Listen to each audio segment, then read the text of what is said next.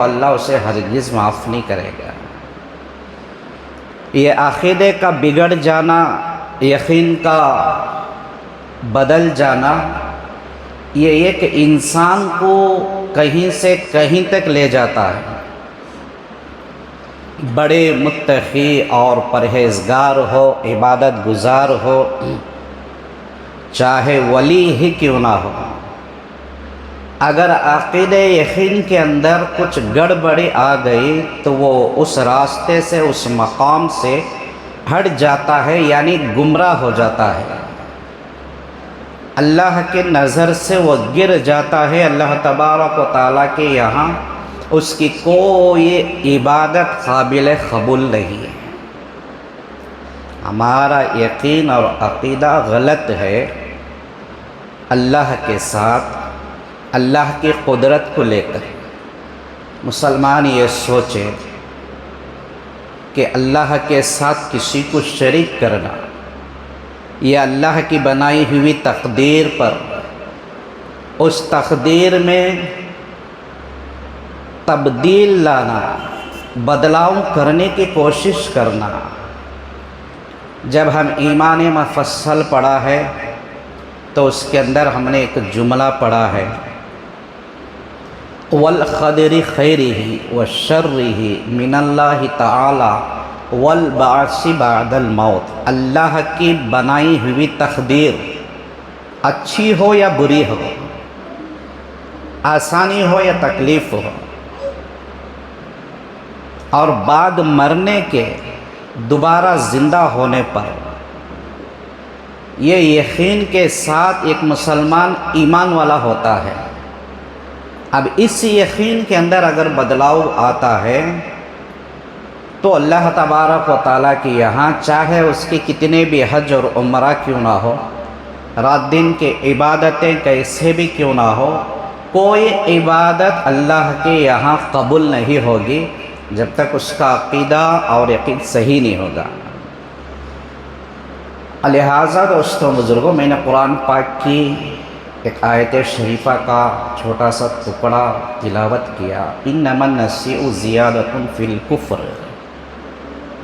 اگر ایسا کرنا تقدیر اور تدبیر میں، اللہ کی قدرت کے درمیان میں، ہمارے تہذیب اور اخلاق میں، کردار میں تبدیلی کرنا، عقائد سے غلط سوچ سمجھنا، اچھے کو برا، برے کو اچھا، صحیح کو غلط، غلط کو صحیح، اللہ نے جسے حلال کیا اسے حرام سمجھنا، اور جسے اللہ نے حرام قرار دیا اسے حلال سمجھنا، اس طرح کی جو چیزیں ہیں یہ عقائد سے منسلک ہیں۔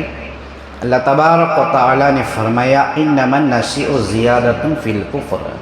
ایسا کام کرنے والے یہ جو ہے کفر کے اندر زیادتی ہے، یعنی یہ کرنے والے کافر ہیں، اور یہ کرنا زیادتی ہے، یعنی اللہ کی بنائی ہوئی تقدیر، اللہ کی دی ہوئی زندگی پر زیادتی ہے، اللہ کے فیصلے پر الزام تراشی ہے۔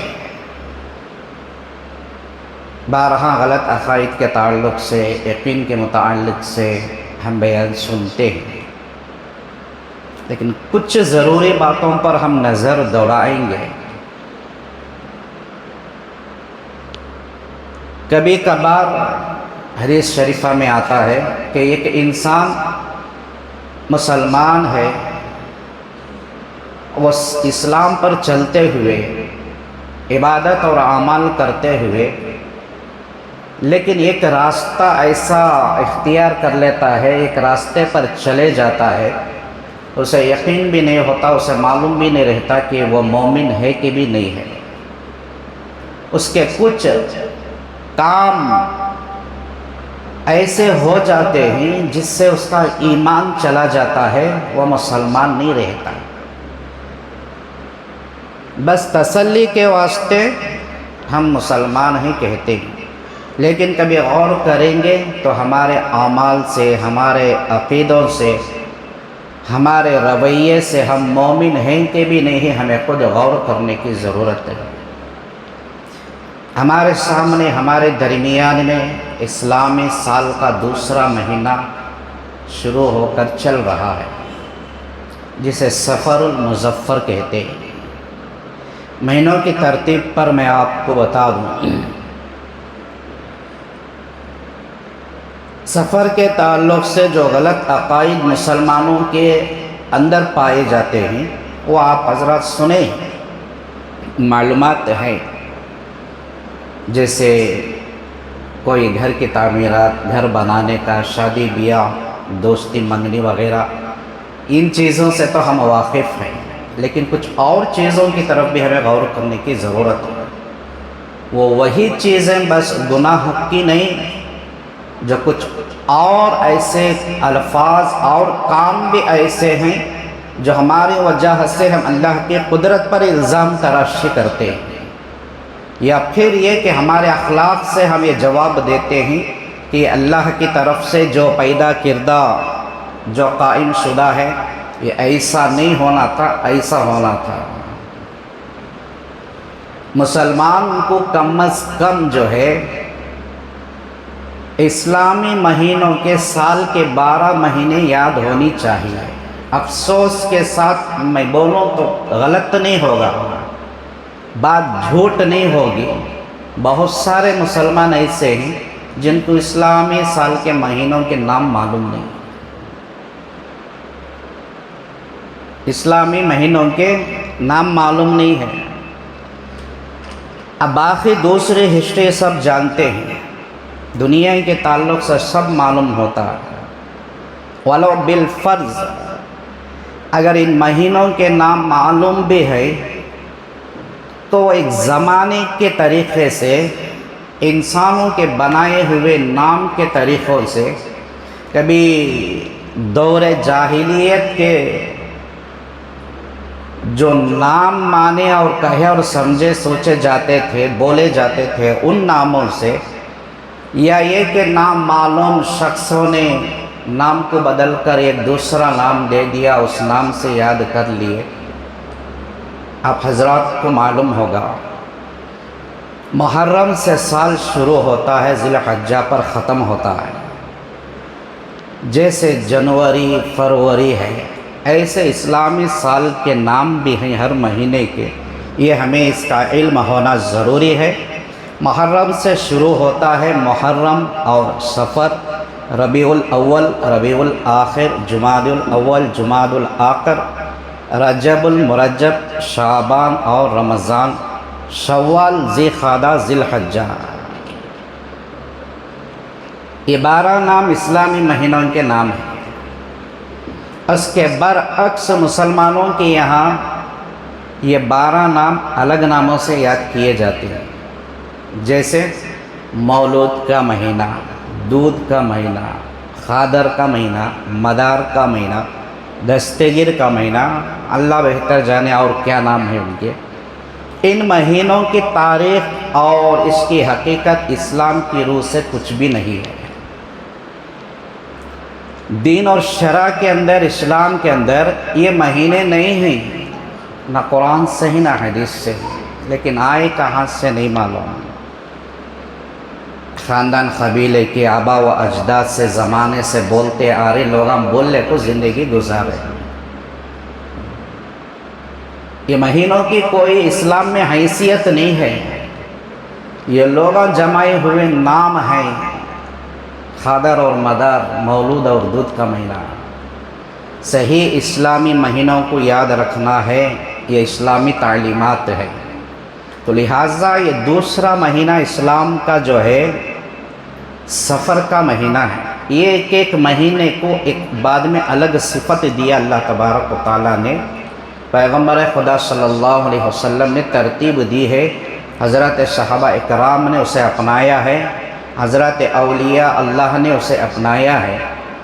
ایک ایک مہینہ 2 نام کے ساتھ آتا ہے، ہمیں بولتی محرم اور صفر، رمضان، ذی القعدہ، ایک ایک مہینے کی صفت ہے، ہمیں پورا نام نہیں بولتے، پورا مہینہ کا نام نہیں بولتے، وہ یہ محرم الحرام، یعنی حرمت والا، عظمت والا، شان و شوکت والا صفت دیا اللہ نے محرم الحرام، سفر المظفر، ربیع الاول، رمضان المبارک یا رمضان کریم یا رمضان شریف، شوال المکرم، اس طرح کے صفتی نام بھی اللہ تبارک و تعالیٰ نے دیا ہے۔ حضور اکرم صلی اللہ علیہ وسلم نے ایک جگہ فرمایا ہے کہ زمانے کے مہینوں میں، سال کے مہینوں میں اللہ تبارک و تعالیٰ نے بڑی فوقیت، بڑی عظمت 4 مہینوں کو بخشی ہے۔ حرمت والے مہینے اربعۃ حرم، 4 مہینوں کو بڑی حرمت، بڑی فضیلت بخشی ہے۔ ذی قعدہ، ذی الحجہ، محرم، یہ لگاتار تینوں آگے پیچھے ہے۔ ذی قعدہ، ذی الحجہ، محرم، شوال کے بعد ذی قعدہ، بعد میں ذی الحجہ یعنی حج اور بقرعید کا مہینہ، اس کے بعد محرم کا مہینہ، 3 بعد رجب کا مہینہ، رجب المرجب۔ یہ 4 مہینوں کے اسلام کے اندر بڑی فضیلت ہے، بڑی حرمت والے ہیں۔ اللہ تبارک و تعالیٰ نے پیغمبر خدا محمد رسول اللہ صلی اللہ علیہ وسلم کو حکم دیا، یہ 4 مہینوں میں جدال، قتال، جہاد، فساد، انتشار، جھگڑے کچھ بھی نہیں کرنا۔ دیکھو مہینے کی احترام میں، فضیلت میں، وہ 4 مہینوں میں اسلام کے اندر جھگڑے کرنا، جہاد کرنا، فساد، جو کچھ بھی ہو، چاہے وہ جائز ہو، حلال ہو یا ناجائز ہو، 4 مہینوں میں جہاد کو تک اللہ کے نبی صلی اللہ علیہ وسلم نے منع فرما دیا تھا کہ ان 4 مہینوں میں نہیں کریں گے۔ اس کی عظمت، اس کی فضیلت ہے، اس میں خون خرابہ نہیں ہونا چاہیے۔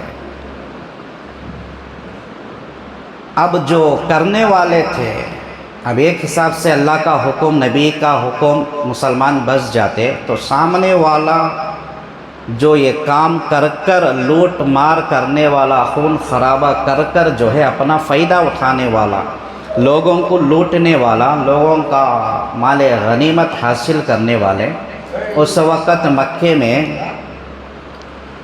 مکے میں بڑے بڑے کوئی کمپنیاں اور کمانے کے کوئی اور دوسرے ذرائع نہیں ہوتے تھے۔ اب لوگوں کو اس سے حیرت ہوئی، جو آگے والے کافر لوگ تھے، لڑنے والے، مسافروں کو لوٹنے والے، کہ بھئی یہ حکم ہے تو ہمارا کیا ہوگا 4 مہینے۔ 2 مہینے انہوں نے صبر کیا، ذی قعدہ اور ذی الحجہ۔ یہ قافلے کا سردار اٹھ کر اعلان کیا اور حکم جو ہے نافذ کیا لوگوں کے اوپر کہ بھئی اب جو ہم نے گزار لیا سو بڑا ہے، بہت ہو گیا۔ اب جو سامنے آنے والا محرم کا مہینہ ہے نا، یہ مہینے میں ہمیں کیا ہے، جدال، ہمیں لوٹ مار، جو ہمارا کاروبار ہے، جو ہمارا دھندا ہے، ہم کر لیتے ہیں۔ ادھر آنے والا سفر کا مہینہ ہے نا، وہ مہینے میں سب بیکاٹ کر لیں گے۔ یعنی آپ لوگ سمجھے اسے، اسلام کی ہسٹری کے تعلق سے جو ایسے نازک اور بڑی باتیں اہم جو میں آپ کے سامنے رکھ رہا ہوں، جو شاید ہی کہ کبھی ہم نے سنا نہ ہو، معلوم نہ ہوا ہو، یا پھر کہ سننے میں نہ ملتا ہو۔ 2 مہینے ذی قعدہ، ذی الحجہ کے خاموش رہے۔ کون لوگ؟ کافر لوگ۔ اب آیا کون سا؟ محرم کا مہینہ۔ انہوں نے کہا کہ محرم میں ہمارا کاروبار، ہمارا کام ہم کر لیں گے۔ ان کا کام کیا تھا؟ لڑائی کرنا، جو مسافر لوگ ہوتے ان کو ستانا اور ان کو لوٹ لینا، پریشان کرنا۔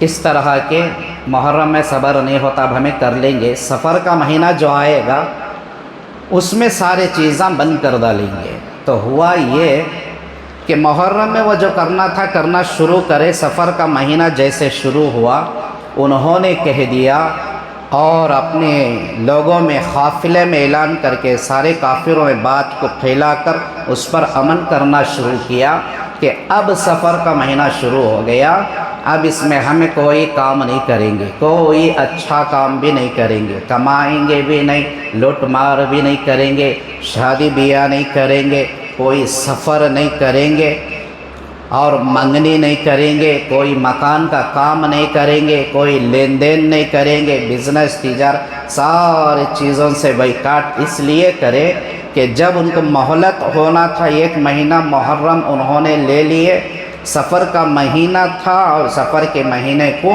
یہ اعلان نافذ کر دیے. ہمیں بات سمجھ لیں گے تو بڑی آسانی سے بات سمجھ میں آتی ہے. وہ جہالت کا دور تھا کافروں کے واسطے. اللہ تبارک و تعالیٰ نے قرآن میں فرمایا انما النسیء زیادۃ فی الکفر، کہ یہ کام جو تبدیل کر لیے نا یہ کافروں نے بڑی زیادتی کی ہے اللہ کے ساتھ. کافر لوگوں نے بڑی زیادتی اللہ کے ساتھ کی. اور آگے اسی آیت میں اللہ فرماتا کہ یہ جس سال کو چاہے حلال کر لیتے ہیں، جس سال کو چاہے حرام کر لیتے ہیں، جس زمانے سال مہینے وقت کو ہو پل کو ہو یہ اچھا سمجھ لیتے ہیں اور جسے چاہے یہ برا بنا دیتے ہیں. یہ بڑی زیادتی کرنے والے کافر لوگ ہیں اور ایسے لوگوں کو اللہ ہدایت تک بھی نہیں دیتا. قرآن کی آیت ہے. ایسے لوگوں کو اللہ ہدایت بھی نہیں دیتا. تو آج یہی مسئلہ ہے سارے کافر لوگوں کا. جب جو ہے عقائد اور یقین سے اور اعمال سے ان کے سوچ سمجھ ان کے اخلاق بدل گئے تو اللہ کی ہدایت سے محروم ہو گئے. بس یہ بات یہاں تک ختم ہو جاتی تو ٹھیک ہوتا، لیکن بات کافروں تک نہیں. زمانے جاہلیت سے چلتے چلاتے مسلمانوں کے اندر بھی یہ رویے پائے جاتے ہیں. ایک زمانے کو کہتے ہیں کہ نا علم ہوتا جہالت کا زمانہ، لیکن آج پورا ہر جگہ جو ہے دنیا کا بھی علم ہے، دین کا بھی علم ہے. پڑھے لکھے ہونے کے باوجود بھی لوگ آج جاہل کے جاہل رہے، کیونکہ نہ ان کو اچھا سمجھ میں آ رہا نہ برا سمجھ میں آ رہا. اب مسلمانوں نے بھی کہنا شروع کر دیا کہ سفر کا مہینہ مسلمانوں کے واسطے نحوست والا مہینہ ہے. پیغمبر خدا محمد رسول اللہ صلی اللہ علیہ وسلم نے حدیث مبارکہ میں ارشاد فرمایا لا عدوى ولا طیرۃ ولا حام ولا سفر. یہ کس کے کام تھے؟ حدیث ہمیں بتاتی ہے جاہل لوگوں نے جہالت کے زمانے میں تیرتا، جب کوئی کام کرنا چاہتے تو کسی جو ہے بولنے والے نجومی یعنی فال بولنے والا، ستارہ بولنے والا، جسے حکیم جادوگر بولتے، نجومی، ایسے لوگوں سے پوچھ کر وہ اپنا کام کیا کرتے تھے. جو نجومی بولتا، وہ جو جادوگر بولتا وہ کام کرتے، اس کی بات پر یقین کرتے، اور جو اللہ کی تقدیر ہے اس کا کوئی یقین نہیں ہوتا تھا. اسی عقیدے اور یقین کو کہا گیا کہ ایسا کرنا شرک ہے. جیسا میں نے سب سے پہلے شروع میں کہا، اللہ تبارک و تعالیٰ چاہیں گے رحم فرمائیں گے تو اعمال کی کم و بیشی ہوگی تو اعمال کی ہماری کم و بیشیوں کو معاف کریں گے. کبھی ہم نے نماز کو چھوڑا، تلاوت چھوڑا، نیک کام نہیں کرے، رمضان کے روزے چھوڑے، یہ اعمال ہیں، اللہ چاہے تو معاف کرے گا. لیکن عقیدہ دل کے اندر یقین میں کم و بیشی آ گئے تو اللہ اسے کبھی معاف نہیں کرتے. یہ شرک کے درجے تک لے جاتا ہے. ایسا عقیدہ اور یقین رکھنے کے بعد مسلمان کتنے بھی عبادتیں کر لے اس کا کوئی عمل اور عبادت قبول نہیں ہے۔ جاہل لوگ نجومیوں سے اپنی تقدیر معلوم کرتے تھے، مسلمان ایمان مفصل پڑھا، والقدر خیرہ و شرہ پڑھا کہ میں ایمان لایا، میں یقین لایا اللہ کی تقدیر پر، چاہے وہ اچھی ہو خیرہ و شرہ، چاہے وہ بری ہو میرے حق میں، یہ دونوں چیزوں کے اوپر میرا ایمان اور یقین اور عقیدہ ہے بول کر مسلمان کلمہ پڑھتا ہے۔ اب کلمہ پڑھنے کے بعد کیا کرتا ہے؟ عقائد غلط ہو جاتے ہیں اور وہ کیا کرتا ہے؟ یقین کو بدلا لیتا ہے۔ جہالت کے زمانے میں لوگ نجومیوں سے مسئلہ معلوم کرتے، اس کی بات پر یقین کرتے تھے۔ آج مسلمان اس سے بچے نہیں، مسلمانوں کے رویہ بھی ہے، مسلمانوں کے گھروں کے اندر بھی ہے۔ ہم نے دیکھا کہ جب غیر مسلم کوئی مکان بنا رہا ہے تو وہ دہلیز اور دروازہ لگاتے وقت پوجا پاٹ کرتا ہے، مسلمان وہی مکان بنا رہا ہے، دہلیز لگاتے وقت فاتحہ پڑھتا ہے، ناریل پھوڑتا ہے بتی سلگا کر، دونوں میں کوئی فرق نہیں ہے۔ وہ ان کا عمل یہ، ان کا عمل، دونوں برابر عمل میں ایک ہے، فرق کیا بھی نہیں ہے۔ عقیدے کی بنا پر غیروں کا یہ عقیدہ کہ اس سے جو ہے ہماری اچھائی اور برائی ہے، دروازہ اور دہلیز لگاتے وقت کی اچھائی اور برائی مسلمان کے ایمان میں نہیں ہے۔ اللہ تبارک و تعالیٰ نے اس کے پیدا ہونے سے اس کے مرنے تک کی تقدیر جو ہے لکھ دی ہے۔ اسباب الگ چیز ہیں، لیکن مکان بنا رہے ہیں، دروازے کو ہمیں اچھی طرف سوچ کر کے بھئی میں جس جگہ پر دہلیز دروازہ رکھنا چاہتا ہوں وہاں پر آگے دوسرے مکانات ہیں یا کوئی راستہ نہیں ہے، اس طرف مجھے راستہ ہے، اس طرف جگہ اچھی ہے، یہ اچھا سمجھ کر اسبابی اعتبار سے میں دروازہ ادھر کے بجائے ادھر لگاتا ہوں تو یہ بات صحیح ہے، لیکن واستو سے اسلام سے کوئی واسطہ نہیں ہے، واستو سے بھی دین سے کوئی تعلق نہیں، اس کا کوئی واسطہ نہیں ہے۔ یا پھر ایسا واستو دیکھ کر مکان بناؤ، وہ مکان بنانے کے بعد میں پوری زندگی ہمیں ہو یا ہمارے بچے ہو کبھی ایک دن بھی بیمار نہیں پڑنا، کوئی پریشانی ہمارے دہلیز کے اندر نہیں آنا، کوئی مصیبت ہمارے گھر کے اندر نہیں آنا، ہمارے گھروں میں کوئی میت نہیں اٹھنا، کوئی تکلیف خون قرابہ ہمارے گھر میں نہیں ہونا، ایسا واستو دیکھ کر مکان بنانا ہے۔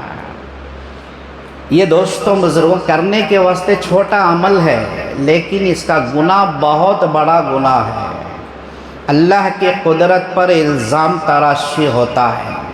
ولا طیرۃ، اسلام کے اندر یہ چیزوں کی کوئی حیثیت نہیں ہے، اس کی ممانعت ہے۔ ولا ہامہ، ایسا کریں گے تو ایسا ہوگا، یہ نہیں کریں گے تو ایسا ہوگا۔ ویسی جہالت کے زمانے میں لوگ کہیں سفر کرنا چاہتے تھے تو ایک پرندے کو پکڑتے تھے یا پھر اپنے پالتو پرندے کو اٹھاتے تھے، اسے جو ہے اپنے سفر کو سامنے رکھ کر پرندے کو اڑایا کرتے تھے۔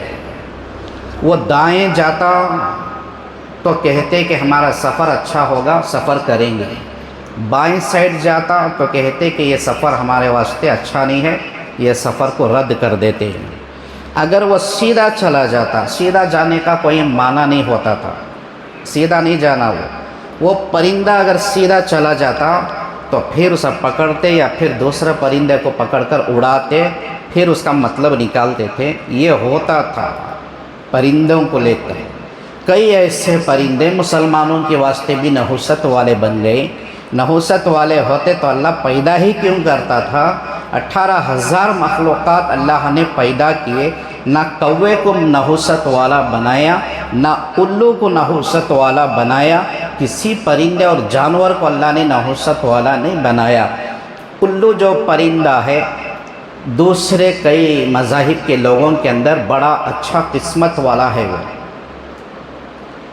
دیکھو بڑے بڑے کاروں کے اوپر نمبر پلیٹ کے نیچے اس کی ایک چھوٹی سی تصویر نظر آتی ہے۔ کسی کے ٹی شرٹ کے اوپر بھی میں نے دیکھا تھا الو کی تصویر، بعض لوگوں کے ٹوپی پر، بعض لوگوں کو کیپ کے اوپر ہیڈ جو پہنتے ہیں، بعض لوگوں کے نزدیک انہیں بڑا اچھا تقدیر والا، بڑی اچھی چیز ہے یہ پرندہ۔ مسلمان کتنا کمزور ایمان والا ہو گیا، الو اس کے واسطے نحوست والا ہو گیا۔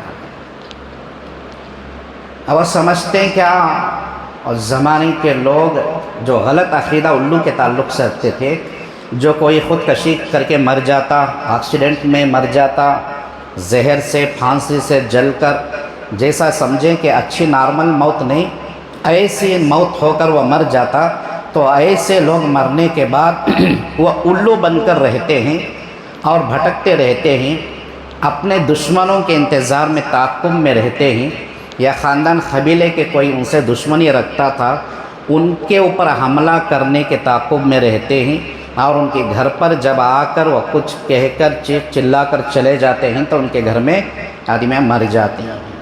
یہ جاہلیت کے زمانے میں وہ لوگوں کا یقین اور عقیدہ ہوتا تھا، وہ عقیدہ چکیا نہیں ہے، مسلمانوں کے اندر بھی ہے۔ بعض مسلمان بھی یہ سمجھتے ہیں، نہ اسے گھروں کے قریب بیٹھنے دیتے ہیں، نہ گھر کے پاس آنے دیتے ہیں، نہ اسے دیکھے تو پتھر مار کر ہکا، کیونکہ بھئی آج کے غلط عقیدے مسلمانوں سے اچھا بہتر وہ پرندہ ہے۔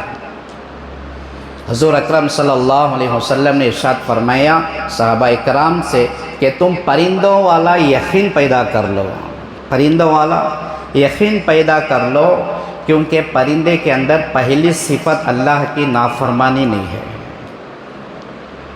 انسان صبح سے شام تک ہزاروں کے نعمتیں اللہ کے استعمال کرتا ہے، لیکن اللہ کا شکر نہیں کرتا، اللہ کا نافرمان ہے۔ انسان اللہ کا نافرمان ہے، ناشکرا ہے۔ اللہ نے جب دیا تو الحمدللہ شکران، میرے اللہ نے مجھے دیا یہ نہیں بولتا، میری محنت، میری کوشش، میری فکر سے، میرے مال دولت سے، میں نے اپنی عقل کی بنا پر میں نے کمایا بولتا۔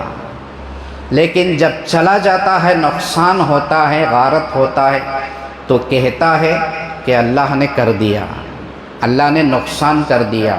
یہ نہیں کہتا کہ میری نحوست سے نقصان ہوا، میری وجہ سے بربادی تباہی ہوئی، یہ مسلمان نہیں کہتا، بڑا ناشکرا۔ اس لیے حضور نے فرمایا جانور اور پرندے اللہ کی نافرمانی نہیں کرتے، ان کا یقین کرو، ان کا یقین سیکھ لو۔ اور حضور صلی اللہ علیہ وسلم نے فرمایا دیکھو کہ ہر پرندہ گھونسلے سے اپنے صبح نکلتا ہے، اللہ کی ذات پر بھروسہ کر کر خالی پیٹ جاتا ہے، اللہ اسے پیٹ بھر کر کھلاتا ہے، وہ واپس آتا ہے۔ ایک مسلمان کا یہ یقین آج نہیں ہے، عقیدے کے تعلق سے جو ہے نحوستیں پیدا کر کر جو ہے بنا کر اپنے جھولی کے پلے میں ڈال لے کر بیٹھا ہوا ہے۔ یہ بولا والا تیرت والا عامہ کہ اسلام کے اندر یہ سارے چیزیں نہیں، اور اللہ کے نبی نے فرمایا والا سفر کا مہینہ کوئی نحوست والا نہیں ہے، اس کے اندر ہر اچھا کام کرو، برکتیں اللہ نے رکھا، تقدیریں اللہ نے رکھا، جسے جیسا میں نے حدیث کے تعلق سے کہا، اچھے کو برا سمجھنا، برے کو اچھا سمجھنا، یہ غیروں کا عقیدہ، کافروں کا یقین اور عقیدہ ہے۔ اللہ نے جسے حلال کیا وہ حلال ہے، جسے حرام قرار دیا وہ حرام ہے۔ ایک مرتبہ جناب نبی کریم صلی اللہ علیہ وسلم نے اپنے اوپر شہد کو حرام قرار دیا۔ آپ نے ایک مرتبہ فرمایا تھا کہ شہد آج کے بعد سے میں نہیں کھاؤں گا، میں چکھوں گا نہیں، میرے اوپر حرام ہے۔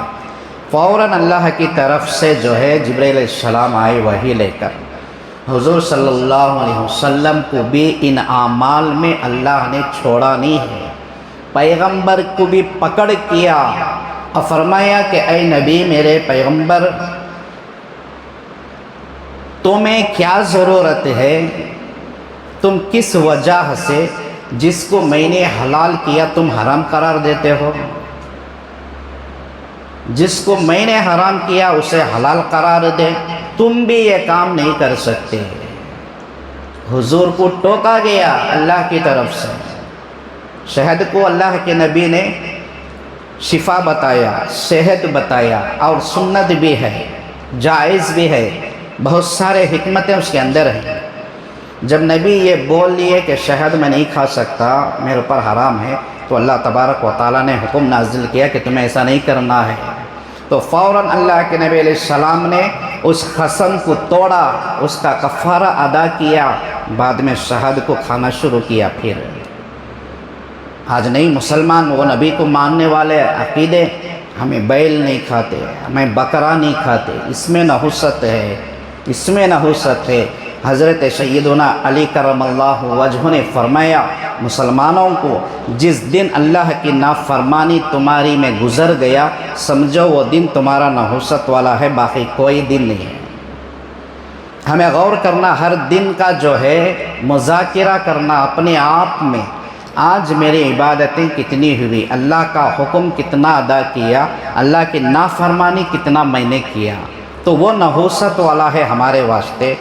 گائے کا گوشت کوئی نحوست نہیں ہے۔ جاہلیت کے زمانے میں یہ کام ہوا کرتے تھے کہ جو ہے گائے کو کاٹا جاتا، اور اس پہ جو ہے یہ لوگ سمجھا کرتے تھے کہ گاب گائے ہے، حاملہ گائے ہے، اس کے اندر کا اگر بچہ زندہ نکل گیا تو جو ہے یہ صرف فلاں کھائیں گے، فلاں نہیں کھائیں گے، اور اس کے اندر کا مر گیا تو صرف یہ خواتین کھائیں گے، اسے مرد نہیں کھائیں گے، اور یہ اچھا ہو گیا دونوں جانیں بچی تو سب مل کر کھائیں گے۔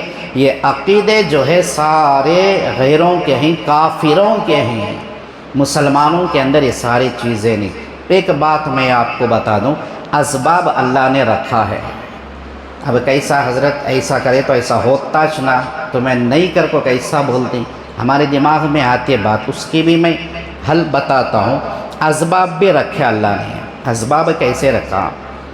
اب ایک ہے اللہ ہمیں روزی دیتا، اللہ کے سوا کون بھی نہیں دیتا۔ اب ایک مسلمان اللہ مجھے روزی دیتا بول کر گھر میں پیر پر پیر ڈال کر بیٹھ گیا، تو اس کی حماقتی ہے یہ۔ اللہ نے اسباب بھی رکھا ہے، اسے محنت کرنا ہے، اسباب اختیار کرنا ہے، روزی روٹی کمانا ہے، کاروبار بزنس کرنا ہے، تب اللہ اس سے روزی دیتے ہیں۔ چلو بیماری اور شفا اللہ دیتا، سنا میں ہاسپٹل کو کہیں کو جانا، اللہ بیماری دیا، شفا بھی اللہ سے دیتا بول کر بستر پر رہا تو وہاں سے چنا انا للہ پڑھنے کی ضرورت پڑی جاتی ہے، کیونکہ اسباب اختیار کرنا ہے۔ دوائی بھی لینا ہے، یقین یہ رکھنا کہ ڈاکٹر دوائی دے رہا ہے، اس میں شفا اللہ دیتا ہے۔ اس کے تعلق سے اگر ہمیں ڈاکٹر نے کہا کہ فلانا گوشت، فلانا چیز، فلاں کھانے کی چیزوں سے آپ کی طبیعت کو نقصان ہوتا ہے، حکیم نے کہا، طبیب نے کہا، تب ہمیں اسباب اختیار کر سکتے ہیں۔ آج شوگر کے مریضوں کو کیا کہا جاتا ہے؟ اگر آپ 3 وقت کھاتے ہیں تو نہیں، وقت اور بڑھا لو، 4 سے 5 مرتبہ کھاؤ، تھوڑا تھوڑا کھاؤ، زیادہ کھاؤ، یعنی بڑھا دیا گیا۔ اب نہیں میری لمٹ 31 مرتبہ کھانا، اس کے علاوہ میں نہیں کھانا بولے تو اس کی جان کو تکلیف پہنچتی ہے۔ ڈاکٹروں کی صلاح سے اگر چیزوں کے اندر ہمیں منع کرتے ہیں تو یہ ضروری اور جائز ہے، لیکن عقیدے کے تعلق سے کرنا بہت برا، بہت بڑا گناہ ہے، اور یقین اور یہ شرک تک لے کر جانے والا ہے۔ اس طرح کے دوستوں بزرگوں بہت سارے باتیں اور مسائل ہیں ہمارے اندر، بارہا آپ کے سامنے عرض کیے جاتے ہیں۔ اس کا مطلب یہ نہیں کہ مجھے بول ڈالنا اور آپ لوگوں کو سن لینا، مقصد یہ ہے کہ ہمیں عمل کرنا ضروری ہے، یقین اور ایمان ہمارے اندر آئے۔ مہینوں کے تعلق سے ہو، رسم و رواجوں کے تعلق سے ہو، قرآن اور حدیث ہمیں کیا تعلیم دیتی ہے، حضور صلی اللہ علیہ وسلم اور صحابہ اور ولیوں کا کیا رویہ تھا، ان تمام چیزوں کو ہمیں جو ہے فالو کرنا، عمل کرنا ہے، تب جا کر ہماری دین اور دنیا دونوں کامیاب ہوتے ہیں۔ اللہ سے دعا کرے اللہ تبارک و تعالیٰ سارے امت مسلمہ کو، بالخصوص ہم سب کو، مجھے اور آپ کو صحیح دین اور ایمان اور یقین اور عقیدے کی توفیق عطا فرمائے، بد عقائد بد نظریوں سے ہماری حفاظت فرمائے۔ آمین ثم آمین۔ آخر دعوانا الحمد للہ رب العالمین۔